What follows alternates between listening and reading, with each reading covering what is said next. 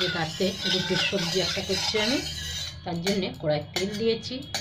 আর তেলটা গরম হয়ে গেছে, এবার একটা ডিমের ভুজিয়া করে নিচ্ছি। এখানে দুটো ডিম ফাটিয়ে রেখেছি।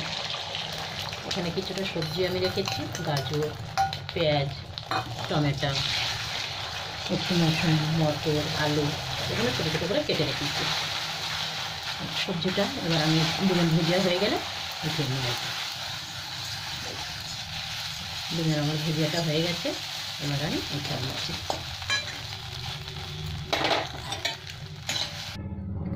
আবার তেল দিয়েছি আমি, দিয়ে একটু সাদা জিরে দিয়ে দিলাম, দুটো কাঁচা লঙ্কা ফাটিয়ে দিচ্ছি। এখানে গ্যাসটা একদম কমিয়ে দিয়েছি। এবার আমি পেঁয়াজগুলো তুলে দিলাম। একটা পেঁয়াজ কেটে রেখেছি ছোটো করে, পেঁয়াজটা একটু লাল লাল করে ভেজে নেব। এখানে পেঁয়াজ আমার ভাজা হয়ে গেছে, এবার আমি টমেটোটা দিয়ে দিলাম। টমেটো একটু ভেজে নেব 1-2 মিনিট, তারপরে বাকি মশলাগুলো আমি দেবো।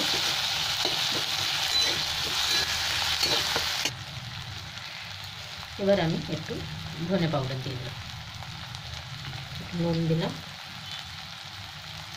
একটুখানি জিরে পাউডার, মানে আধা চামচ করে সব। এখানে সামান্য হলুদ, এটাকে সব করে একসাথে মিক্স করে নিলাম ভালো করে। একটু কাশ্মীরি লঙ্কা গুঁড়ো দেবো আমি, এগুলো একটু কি সুন্দর কালার এসে যায় সুন্দর।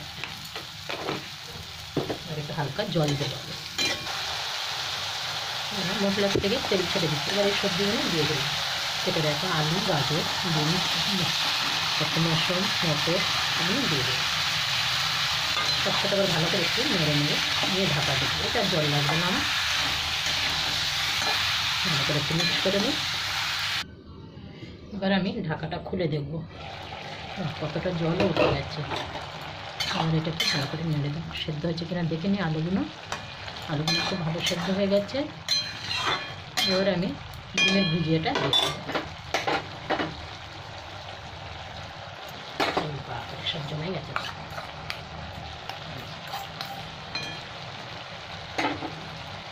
দিয়ে ভালো করে মিক্স করে যাবে। ডিমের ভুজিয়ার মধ্যেও মশলাটা চলে যাবে, ঝোলগুলো খেতেও ভালো লাগে। রাতে রুটির সবজি তো খুব ভালো হয় এটা খেতে। একটু ঝোলটা শুকিয়ে গেলে নামিয়ে নেবো আমি। তারপরে এদিকে গরম গরম রুটি।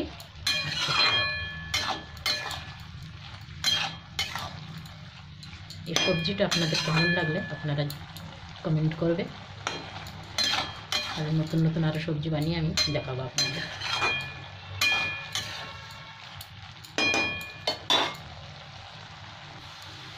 এখানে আমার পুরো জলটা শুকিয়ে গেছে।